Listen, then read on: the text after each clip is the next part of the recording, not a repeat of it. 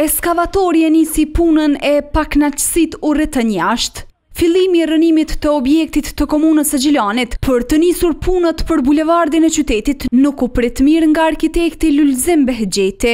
Ky i fundit ju drejtua prokurorisë themelore me kallëzim penal ndaj komunës, pasi siç pretendon nuk u kryen detajisht punët para fillimit të shembjes, me që ky këmbgul se këtu ka azbest kancerogjen. Këndosht me u bë një laborati mirëfillt, me u bë analizat, me dërgu në laborator, me ardhë përgjigje se çfarë e tek mandej, me ardhën e ekipet profesionale, me largu azbestin, e mandej mi bë rënimet. Këtë bindje ky e mbështet në siç thot disa fakte. Çdo objekt që është ndërtuar viteve 70, 80 dhe 90, në Gilan është komplet qendra, ato janë ndërtuar me material termoizolus, hidroizolus edhe qatit prej azbestit. Ky material sipas tij gjendet në disa vende të caktuara.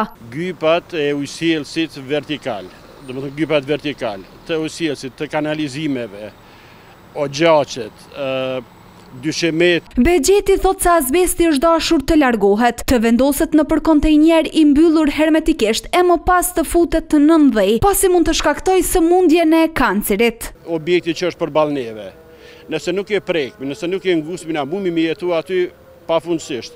Në momentin që bëhet demolim, renovim, prekët domethënë azbesti, atëherë azbesti rën ato grimcat mikroskopike, cilët na si njerëz domethënë që jemi i thithim ato me kohë lajmërohet kanceri.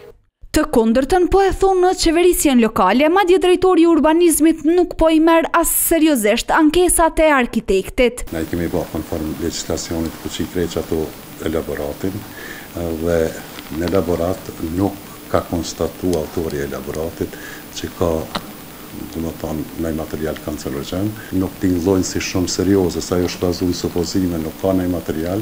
Nga kompania që e kanë kryer këtë punë, klanit i thanë se raportin e kanë dorëzuar në komunë dhe nuk kanë asgjë për të shtuar.